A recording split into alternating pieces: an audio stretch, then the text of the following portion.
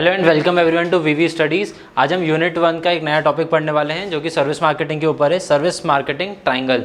Service marketing triangle basically एक 3 point analysis है जिसके थ्रू हम मार्केटिंग करते हैं, या फिर हम इसको बोल सकते हैं स्टेप्स ऑफ मार्केटिंग, या फिर इंटरनल एंड एक्सटर्नल मार्केटिंग, और उन दोनों को कोरिलेट करने वाला इंटरमीडिएट मार्केटिंग। तो सबसे पहले है ना, 3 जो एजेस पे आते हैं वो है company, customer and providers.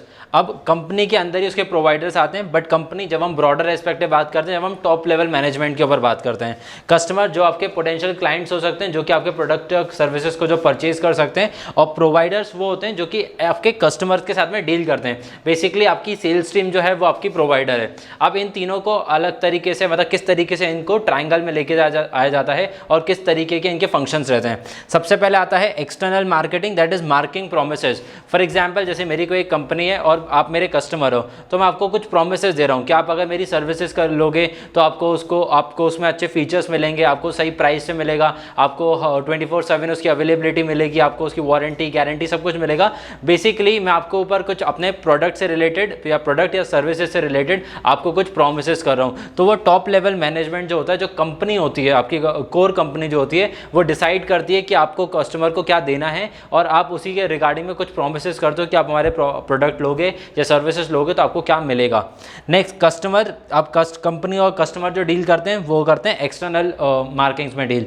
Next is customer and provider, जो कि इंटरैक्टिव मार्केटिंग करते हैं। अब आपने मेरी एक ऐड देखी थी, जैसे आप फॉर एग्जांपल लेट सपोज कीजिए कि आपने एक सैमसंग की एक ऐड देखी। वो सैमसंग की ऐड देख के आप उनका मोबाइल फ़ोन खरीदने गए, तो वहाँ पे उनका एक एग्जीक्यूटिव रहेगा जो कि प्रोवाइडर है, जो जब आप खरीदने जाओगे, उसको परचेज करने जाओगे, तो वहाँ पर आप जिससे भी डील करोगे वो आपका प्रोवाइडर हो जाएगा, और जो उसको खरीदना आया है वो आपका एक पोटेंशियल कस्टमर हो जाएगा। उन दोनों के बीच में होगी इंटरैक्टिव मार्केटिंग।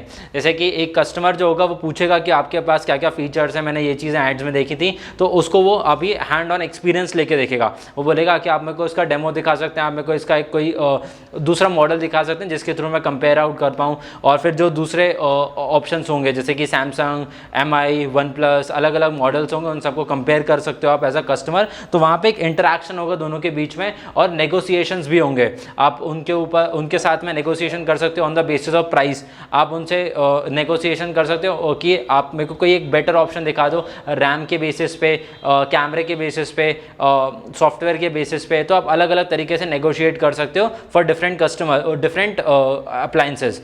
नेक्स्ट होता है कंपनी और प्रोवाइडर के बीच में, दैट इज इंटरनल मार्केटिंग। अब जो कंपनी है वो प्रमोटर को या फिर जो भी आपका एम्प्लॉय है उसको प्रमोट करेगा कि आप इसको सेल्स में कन्वर्ट करो, और सेल्स में कन्वर्ट करने के लिए वो सबसे बीच में देगा, उसको कुछ मार्केटिंग करेगा। मार्केटिंग बेसिकली उनको प्रोवाइडर्स को कुछ ना कुछ अप्लाई करेगा। फॉर एग्जांपल वो उसको कूपन्स दे सकता है, डिस्काउंट दे सकता है, या फिर उसको सबसे बेस्ट चीज़ होती है वो चीज़ मिलती है आपको इंसेंटिव, और इंसेंटिव के अलावा आपको मिलते हैं रिवॉर्ड पॉइंट या फिर रिवॉर्ड्स। तो this was all about the service marketing triangle. Now coming on to the 6 P's of service marketing.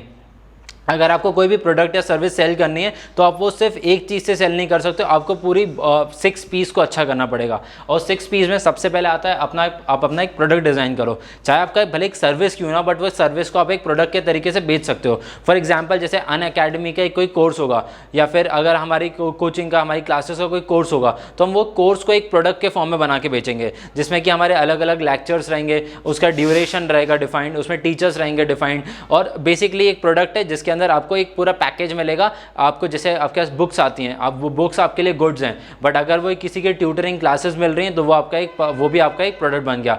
सो हर एक कंपनी के ऊपर होता है कि चाहे वो गुड्स दे रहे हैं या सर्विस दे रहे हैं, वो पहले अपना एक प्रोडक्ट को डिज़ाइन करें, और फिर उसके बाद में वो प्रोडक्ट के ऊपर प्राइसिंग डिसाइड करें।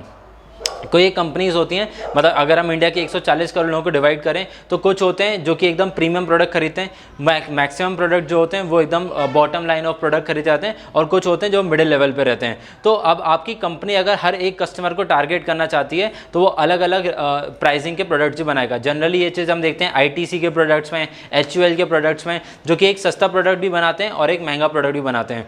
अब इसमें क्या हो जाएगा, आप अलग अलग मार्केट सेगमेंट को टारगेट कर पाओगे। Next is physical distribution. अब आपका प्रोडक्ट क्या सिर्फ ऑनलाइन अवेलेबल है, वो क्या सिर्फ वेबसाइट्स पे अवेलेबल है, या फिर वो सिर्फ दूसरी जैसे अमेजोन पे अवेलेबल है, जैसी मार्केट प्लेसेस जो होती हैं क्या सिर्फ उन्हीं पे अवेलेबल है, या फिर वो मार्केट में भी अवेलेबल है। सो आपको कहीं ना कहीं उसको मोबिलाइज करना पड़ेगा ताकि उसको लोग देख सकें, चाहे भले वो आपकी क्यों ना वेबसाइट पे देख रहे हैं, आपके ऐप पे देख रहे हैं, या फिर वो डायरेक्टली मार्केट प्लेस में देख रहे हैं। सो आपको उसको फिजिकली डिस्ट्रीब्यूट करना पड़ेगा, और जितना ज़्यादा आप एक्चुअल में उनको फिजिकली सेल करने जाओगे, जैसे डोर टू डोर सेलिंग हो गई, रिटेल शॉपिंग हो गई, विंडो शॉपिंग हो गई, उसके थ्रू आप अगर उनको मार्केट कर पाओगे, सो वो सबसे अच्छा best promotion, best physical distribution रहेगा आपका। Next coming on to the promotion, कि आप अपने प्रोडक्ट को किस तरीके से लोगों तक पहुंचाते हो, उनको किस तरीके से बताते हो अपने प्रोडक्ट के बारे में। सो उसके अलग अलग मीन्स हो सकते हैं। आप जनरली जो एडवर्टीजमेंट्स करते हो वो आप करते हो टेलीविजन के थ्रू, सोशल मीडिया के थ्रू, होर्डिंग्स के थ्रू, या फिर आप डोर टू डोर सेलिंग कर सकते हो। तो ये अलग अलग तरीके के प्रमोशनल टेक्निक्स हो जाते हैं, वो डिपेंड करता है कि आपका प्रोडक्ट कैसा है। फॉर एग्जाम्पल अगर आपका प्रोडक्ट है यूथ ओरिएंटेड, जहाँ पे जो 19 to 30 ईयर्स के लोग ज़्यादा परचेज करते हैं, तो आप उसकी मार्केटिंग कर सकते हो on Instagram, on YouTube, on Google, because जो यूथ है वो ज़्यादातर टाइम इसी चीज़ों के ऊपर स्पेंड कर सकता है। अगर आपका प्रोडक्ट थोड़ा एल्डरली है, जो 45-50 प्लस के प्लस एज ग्रुप को जो टारगेट करता है, तो उसके लिए आप उनको टेलीविजन पे दिखा सकते हो उसकी एडवर्टाइजमेंट। अगर आपका प्रोडक्ट अगर यूथ ओरिएंटेड भी है और अगर स्पोर्ट्स ओरिएंटेड है, तो आप उसको स्पोर्ट्स चैनल पे दिखा सकते हो, जैसे कि अभी आईपीएल का टाइम चल रहा है तो आप आईपीएल पे दिखा सकते हो, जैसे ड्रीम 11 की हम ऐड देखते हैं। नेक्स्ट इज प्लेस, आप कहाँ पे सेल करना चाहते हो, बिकॉज ग्लोबल मार्केट में ये चीज़ बहुत बड़ा हो जाता है कि आप अपना सिलेक्टेड मार्केट कौन सा रखना चाहते हो। फॉर एग्जांपल मैं इंडिया में अगर सिर्फ सेल करना चाहता हूँ, इंडिया में भी कौन से स्टेट में, कौन से सिटी में, कौन से रीजन में।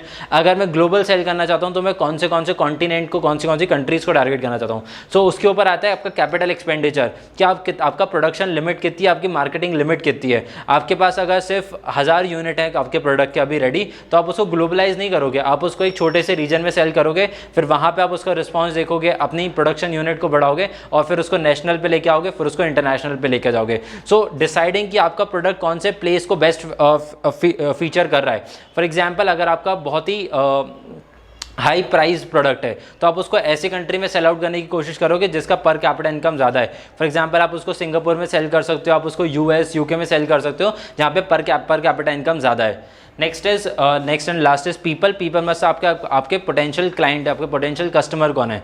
फॉर एग्जांपल जैसे कि अगर आप सेल कर रहे हो, फॉर एग्जांपल जैसे हम नेस्ले के प्रोडक्ट्स देखते हैं जिसमें कि वो इन्फेंट या फिर जो न्यू बॉर्न्स होते हैं उनके लिए प्रोडक्ट निकालते हैं, क्या वो डायरेक्टली आपके कस्टमर हैं? नहीं, वो आपके कंज्यूमर हैं जो आपके प्रोडक्ट को कंज्यूम करेंगे, बट वो आपके प्रोडक्ट को खरीदेगा नहीं। आपका 1 साल का, 3 साल का, 5 साल का बच्चा आपका प्रोडक्ट खरीदने नहीं आएगा, उसकी मदर वो प्रोडक्ट खरीदने आएगी। तो आपका जो कस्टमर हो जाएगा वो हो जाएगा एक एल्डरली, फादर मदर को एक पेरेंट हो सकता है, और जो कंज्यूमर है वो एक बच्चा है। तो आप जब इसकी एडवर्टीजमेंट करोगे तो उसमें आप एक माँ को दिखाओगे, या फिर एक पूरी फैमिली को दिखा सकते हो, यहाँ पे एक फादर है, एक मदर है और एक इन्फेंट है। तो वहाँ पे आपका एक कंज्यूमर आ जाएगा जो आपका बच्चा है, और एक मदर आ जाएगी जो कि उसको प्रिपेयर करेगी उस फूड को, और एक मेल पेरेंट भी आ सकता है, फादर आ सकते हैं, जो कि उस प्रोडक्ट को परचेज करेंगे। सो यहाँ पे आपको डिसाइड करना पड़ेगा कि आपका कस्टमर कौन है और आपका फाइनल कंज्यूमर कौन है, तब जाके आप डिसाइड कर पाओगे कि आपको कौन से प्रोडक्ट कहाँ किस तरीके का प्रमोशन रखना है और किस जगह पे उस प्रोडक्ट को लॉन्च करना है। I hope these 2 topics were clear to you. Thank you for watching my video.